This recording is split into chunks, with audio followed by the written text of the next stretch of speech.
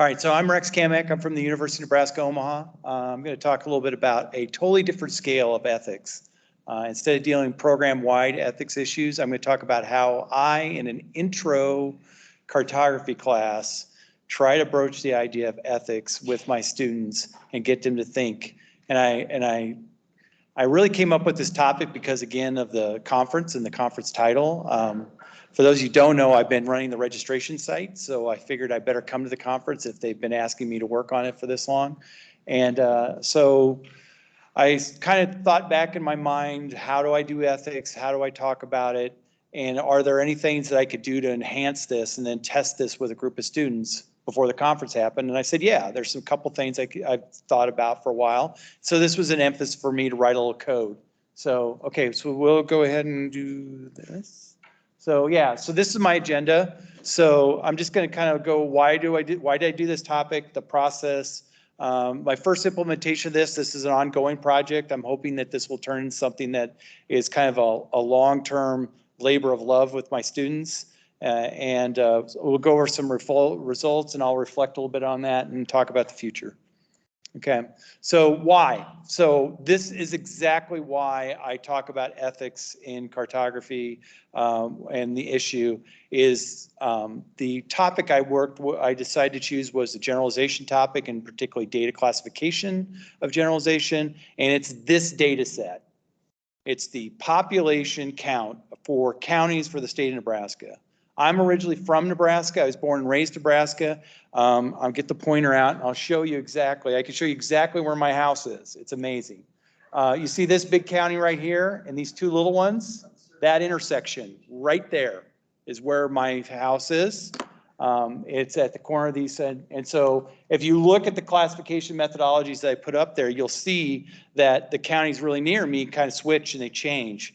And so I'm trying to figure out why and how to ethically do this. And I'll talk more about the kind of the nuances of this a little bit.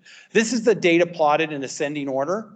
So everybody sees this fine data set. For those of you who are from a lot of other states in the United States, if you look at your county data, it's getting more and more like this plot all the time because you get large urban counties are growing very quickly and the small counties may be just staying the same, but if you're in the Great Plains like I am, they're getting smaller.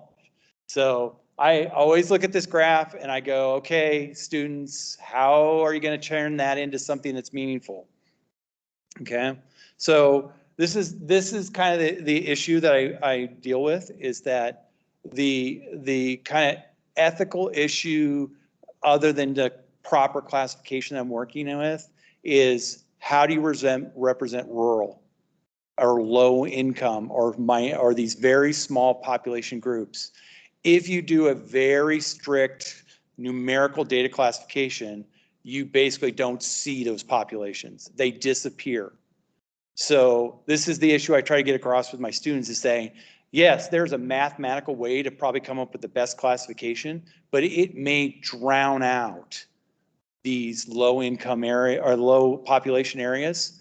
And that's an issue you have to deal with. You have to decide for yourself, and not me. I'm not telling you how to do this ethically. It's you have to create your ethic to do this. So, okay, so the goal, understand classification, classification without the map. I'm going to talk about a little bit. That's a weird concept, but if you kind of take the map away from the students for a little bit, it helps a little bit. Challenging some old rules of classification. For those of you who don't know, one of my colleagues is Mike Peterson. And if you're really up to date on your classification methodology literature, you know all about the great debate of the no class map, which he kind of started. So I was a student of his years ago, so I kind of always hung on to that idea. So that's another thing. So I'm also trying to broach with my students that coding is their friend. Is that it's okay to write computer code or understand it. I'm not asking them to write another version of ArcGIS Pro. I'm just asking them to write a small little widget or learn at least some interest in it. So, all right, so the methodology I try to use an engaged modality methodology, which is actually having the students work with the code, work with the data. I try to get away from mapping software in this moment. We do nonstop mapping software in this intro class. It's really intense class, mainly because I don't have 13 other classes afterwards that students take. Our students normally in our undergraduate program, if we're lucky, will take 3 geospatial science courses. So I got to get all this stuff in there all together. So nothing happens by itself. And when I'm talking about a subject, there's almost always other subjects that are going on. So data interaction, getting them to understand that they can interact with their data and do stuff with it. It's just not, it's data's going to show up in a piece of software. The software is going to do stuff and you're just going to live with it. Okay.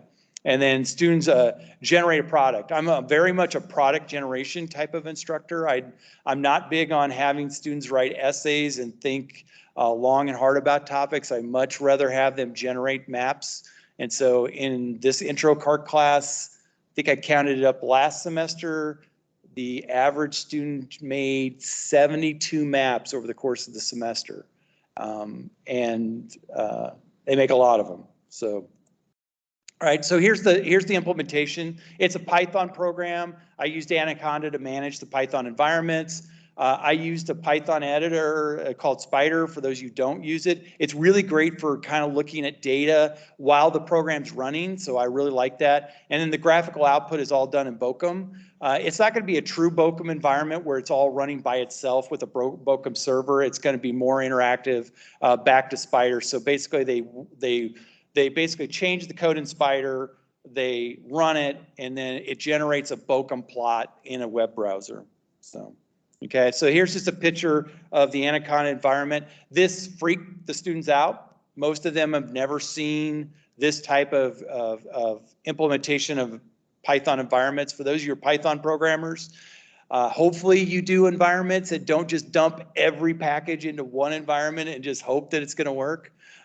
So I try to introduce that concept to them that, you know, when you're building a project, you need to really kind of control the environment so you can deploy it better and more efficiently and manage it more efficiently. But that really goes over their head. And I freely agree with that's a downfall of this little project. Spider, this is the interactive window for Spider. What's really great about Spider, just to point this out, is that you could actually go over here and track all the variables as long as they're not in subroutines. And you can see how they're changing when the program runs, which is really kind of cool. And you could segment it and run only parts of the program. I have this set up more as like a deployable program, but it's really a Python script, okay? All right, so let's move on here. The other implementation here, again, I built the Python environment using the Anaconda. I handled that handles the environment. I exported that environment. All the students in our class have their own computer that they work on. And so what I did is I basically gave them instructions on how to actually take my exported environment for my program and create their own on their computer. It's one line of terminal code to do it. You would be shocked the faces that you get from students when you ask them to open up a terminal window and type in one line of code. All right, it is daunting, it's to be said. And I'll be honest, I probably won't do it this way again. I'll probably set it all up for them. Some key packages I used, actually NumPy, Pandas, and Jenks Python. I cheated, I didn't write the Jenks algorithm myself, I just let somebody else do it. I will freely admit there's an asterisk by Pandas. If I rewrote this program, which I probably will over the break, I will get rid of Panda implementation and just do everything in NumPy. There's Pandas, it just doesn't need to be in Pandas. I put Pandas in there because I wanted to learn Pandas. So, all right. So again, classification for those of you who've been around this, it's pretty straightforward. Number of classes, the classification methods. So I listed out the classification methods that have been implemented. The ones that are asterisks work to some degree, but they're not foolproof algorithms. And again, I freely cheated. And the natural breaks methods, which is the Jenks, I can't remember all the names at the end of that now. I just got a package that did that one because that takes a lot more coding to get that right. And to test it, to make sure your coding is right, is a very long process. I just ignored it. So the graph forms, I have the students graph the data, and I have 3 forms. This is called the top-down method, the bottom-up method, and then this bow tie method.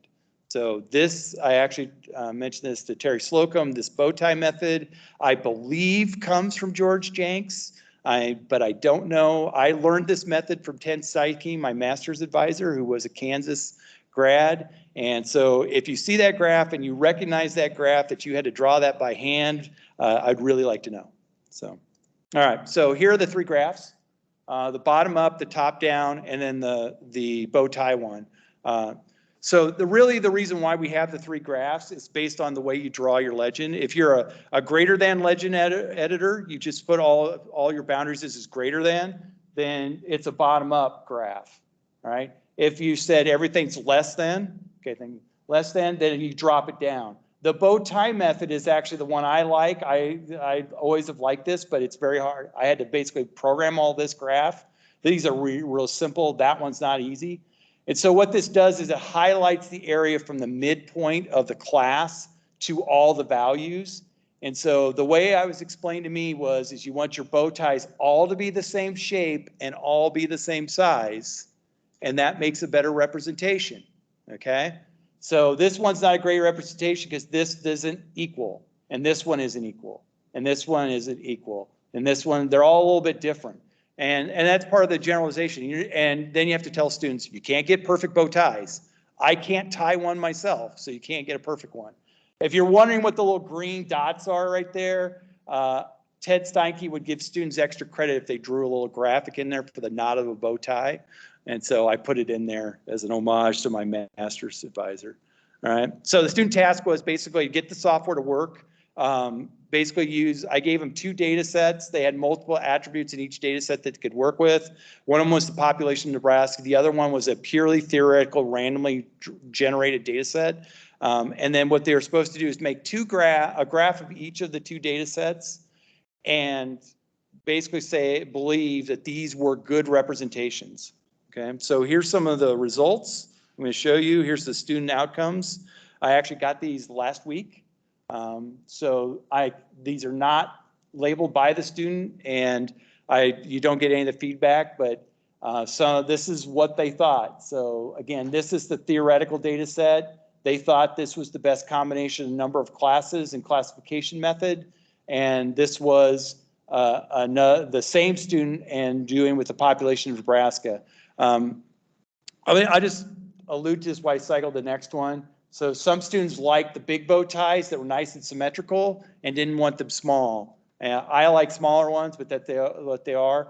And then this student right here, they figured out that this is actually the bow tie method. You can't tell it because of this data set. It's really hard to see it. Here's another one. This student just wanted 2 classes. So sometimes you have to work with your students a little bit more, but I let them kind of free explore in this process. So, all right, so reflection. Basically streamlining this, one of the big things that was a mistake on my part was that there's 4 variables to change in the program and they're on different areas of the code. Actually, after I watched the students work with it the first day, I went back to my office and actually moved all those variables into one block of code. So there's this 4 lines, they changed 4 values. But I didn't re-implement it. I made them stick with it. They got 2 days to kind of work with it. They were directed one day, the other day they were basically finish up the assignment. So this makes, the hope is to make less code, more user interface is probably another reflection that we would get from the students. They'd say, I just want to be able to click and move buttons around. I don't want to look at the code, which is sad on my part because I'm trying to get them to realize coding is good for them. Educational efficiency is also one of the things. Was this efficient? No. It actually took up way more time than it should have in my class. And I'm freely admit that. So some of the things I have to do is try to make this a little faster. And then for those of you who don't know, Brandon Plew always sticks with me, talked about reflection and critique of maps. And I really think that that's the next thing I have to implement in this project is get them to actually reflect on why they picked the classification they did. Otherwise, they're not going to retain any of the ethical issues, I think. All right, for the future, next semester, fix the code around, do all that stuff.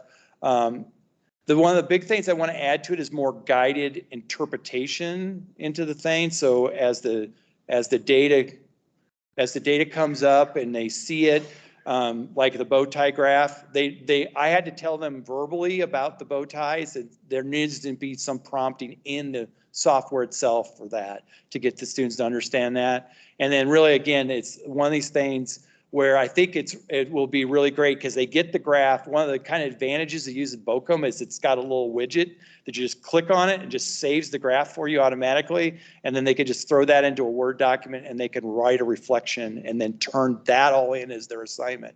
And that's really the plan for the future, is for them to verbalize that. I will also, interestingly enough, I will also give them a chance to not write it, but to record their critique of their graphic.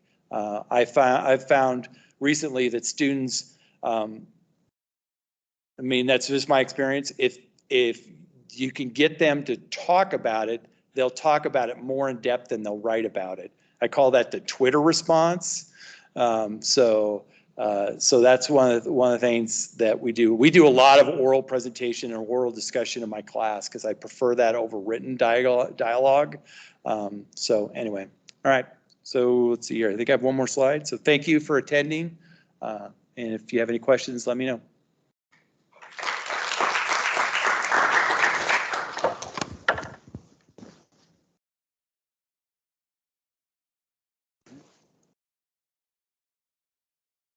Right. It doesn't look like we have any questions, which is fine with me.